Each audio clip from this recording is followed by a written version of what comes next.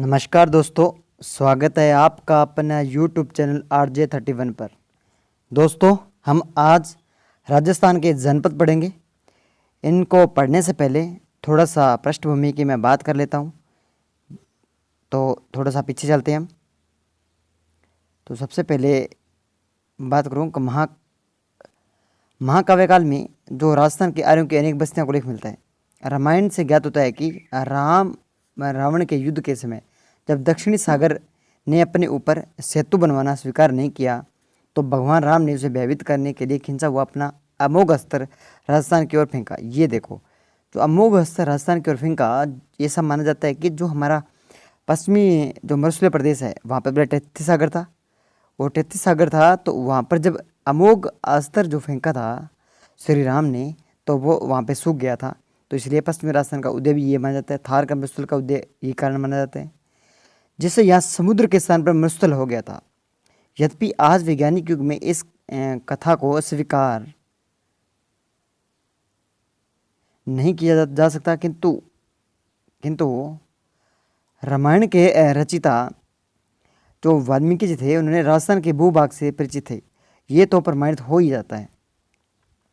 महाभारत में भी राजस्थान के आर्यों का प्राप्त उल्लेख मिलता है। तो आपसे ये पूछे कि राजस्थान के आर्यों का उल्लेख कहाँ मिलता है, तो हमें महाभारत से मिलता है। महाभारत के अनुसार राजस्थान का जांगल प्रदेश, जो जांगल देश जो बीकानेर है, जहाँ पर कौरवों और पांडवों ने राज्य के अधीन और मत्स्य राज्य उनका मित्र या अधीनस्थ राज्य था। कहा जाता है कि पांडवों ने अपने अज्ञातवास का एक वर्ष भेष बदलकर मत्स्य देश में शासक विराट के दरबार में व्यतीत किया था और महाभारत युद्ध में विराट अपनी सेना सहित पांडवों की ओर से लड़ता हुआ मारा गया था। ये बात उल्लेख मिलता है। दोस्तों, एक बात ध्यान रखना कि आपसे ये पूछे कि कौरवों जो पांडव थे, उन्होंने राज्य जो राजस्थान में राज्य कौन सा अधीन था, तो जांगल प्रदेश जो था बीकानेर को ये कौरव पांडवों के राज्य के अधीन था। ये प्रश्न पूछा जा सकता है। उसके बाद हम बात करें भारतीय इतिहास की भांति महाभारत के युद्ध के पश्चात माता बुद्ध के समय तक राजस्थान का इतिहास भी अंधकार में है, क्योंकि समय के बारे में जानने के प्राप्त पुरातात्विक व लिखित साक्ष्य प्राप्त नहीं होते हैं। किंतु बुद्ध के समय से भारतीय इतिहास की ऐतिहासिक युग से आरंभ होने के साथ ही राजस्थान के इतिहास के संबंध में भी पहले की अपेक्षा कुछ अधिक स्पष्ट और प्रमाणिक जानकारी मिलने लगी है। बौद्ध ग्रंथों के आधार पर विद्वानों का मत था कि 6वीं शताब्दी ईसा पूर्व से भारतीय राजनीतिक रंगमंच पर दो प्रवृत्तियां विशेष रूप से दिखाई दी। प्रथम, जनपदों का उदय हुआ और द्वितीय, साम्राज्य विस्तार हेतु जनपदों के मध्य संघर्ष हुआ। ये इंपॉर्टेंट बात है।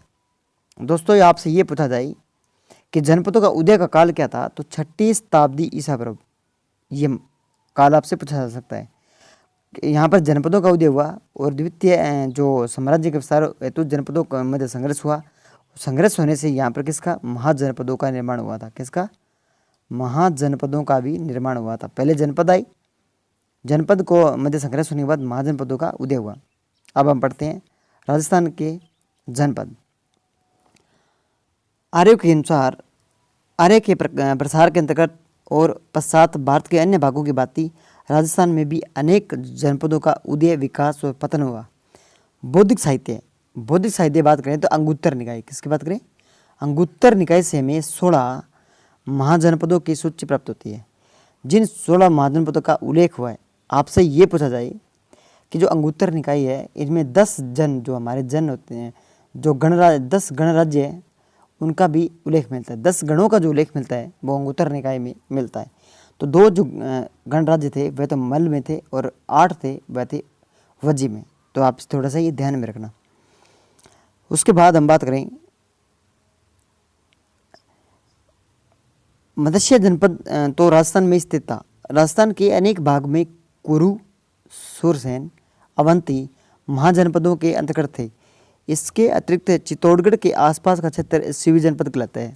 तो दोस्तों, आपसे ये पूछा जाए कि चित्तौड़गढ़ का जो आसपास का क्षेत्र है उसे क्या कहते हैं, तो सीवी जनपद कहा जाता है। ये थोड़ा आप ध्यान में रखना। 327 ईसा पूर्व में सिकंदर के आक्रमण के कारण अपनी सुरक्षा या अस्तित्व की रक्षा के लिए पश्चिमोत्तर सीमा से कुछ कबीले मालव, योधया और अर्जुनाइन राजस्थान में आकर बस गए थे। जो अर्जुनाइन था दोस्तों, ये अलवर का आसपास का क्षेत्र होगा। योधया जो गंगानगर हनुमानगढ़ का क्षेत्र था वो योधया कहलाया। हम बात करें आगे मत्स्य जनपद की। किसकी?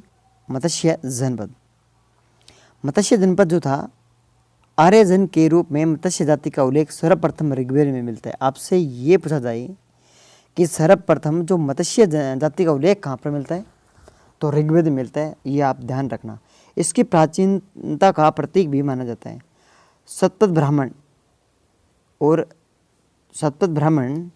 और कौशितकी जो उपनिषद में मत्स्य जन का भी उल्लेख मिलता है।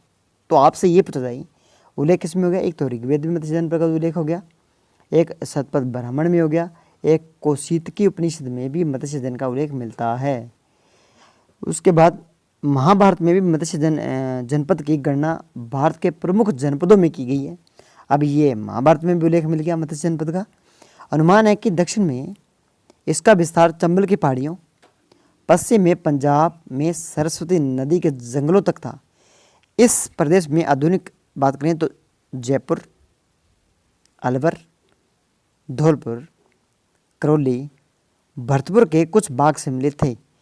महाभारत काल में जो मत्स्य जनपद का शासक था वह कौन था? वह राजा विराट था। और जयपुर से 85 किलोमीटर दूर विराटनगर, बेराट, जो में बेराट सभ्यता की बात करेंगे, जो हमने पीछे बात की थी वही बेराट, बसाकर उसे मत्स्य जनपद की राजधानी बनाया था। तो मत्स्य जनपद की राजधानी जो थी वह विराटनगर थी। यह आप ध्यान रखना। विराट की पुत्री उत्तरा का विवाह अर्जुन के पुत्र अभिमन्यु के साथ हुआ। इन्हीं का पुत्र परीक्षित कालांतर में पांडवों के राज्यों का उत्तराधिकारी बना। अब बात करें महाभारत काल में। महाभारत काल के पश्चात मत्स्य जनपद के इतिहास में संबंध में अधिक जानकारी नहीं मिलती है। डॉक्टर गोपीनाथ शर्मा, जो सबसे महत्वपूर्ण इतिहासकार राजस्थान के माने जाते हैं, डॉक्टर गोपीनाथ शर्मा, जो मत है कि महाभारत के बाद कुरु और यादव जनपद निर्बल हो गए थे। इन शक्तिशाली जनपदों की निर्बलता का लाभ उठाकर मत्स्य राज्य का शक्तिशाली हो गया था। तो ये गोपीनाथ शर्मा जी कहते हैं कि जो कुरु और यादव जनपद था, इनका निर्बलता का लाभ उठाकर मत्स्य जनपद ने इन पर अधिकार किया और एक मत्स्य जनपद राज्य के शक्तिशाली हो गया था। उसकी राजधानी विराट की समृद्धि में वृद्धि हुई। मत्स्य जनपद के निकट आधुनिक अलवर के कुछ भागों में सल्लभ जाति भी रहती थी। ये इंपॉर्टेंट है। तो आपसे ये पूछे तो सल्लभ जाति कहाँ रहती थी? तो जो सल्लभ जाति थी वह अलवर के कुछ भागों में रहती थी। बात करें तो उत्तरी जो हमारा अलवर है उसमें सल्लभ जनजाति रहती थी। अस्पष्ट सीमा को लेकर इन दोनों में पर्याप्त संघर्ष होता रहता था। सालवा की भांति चेदी जनपद भी मत्स्य जनपद का ही पड़ोसी था। सालवा पड़ोसी रह गया, उसके बाद चेदी जनपद भी मत्स्य जनपद का पड़ोसी था, जो कि दो पड़ोसी राज्य शक्तियों में प्राय शत्रुता रहती है। चेदी और मत्स्य जनपद में भी संघर्ष चलता रहता था। एक अवसर पर चेदी राज्य ने पूर्ण शक्ति के साथ मत्स्य राज्य पर आक्रमण कर मत्स्य जनपद को चेदी जनपद में मिला लिया था। तो सबसे पहले मत्स्य जनपद को अपने जनपद में मतलब चेदी ने हराया और अपने में इसे मिला लिया, एक शक्तिशाली राज्य का निर्माण कर ली। अनुमान है कि मत्स्य जनपद अधिक समय तक चेदी जनपद के अधीन नहीं रहा। कुछ समय बाद उसने अपनी स्वतंत्रता पुनः प्राप्त कर ली और कुछ समय बाद ही मत्स्य जनपद मगध की साम्राज्यवादी नीति का शिकार हो गया था, जहाँ पर मगध पर शासक गणानंद का था, जो हम आगे भारत के इतिहास में पढ़ेंगे। साम्राज्य नीति का शिकार हो गया था और मगध साम्राज्य स्मार्ट नहीं, भारत के अन्य जनपदों की भांति मत्स्य जनपद को जीतकर मगध साम्राज्य में शामिल कर लिया गया था।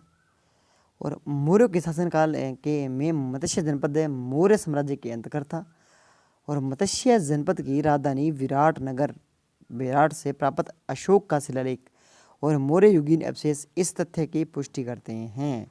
जी दोस्तों, हमारा मत्स्य जनपद था। तो दोस्तों, आपको ये क्लास कैसी लगी? तो आप लाइक करें, कमेंट करें, अन्य दोस्तों को शेयर करें और सब्सक्राइब करें। धन्यवाद।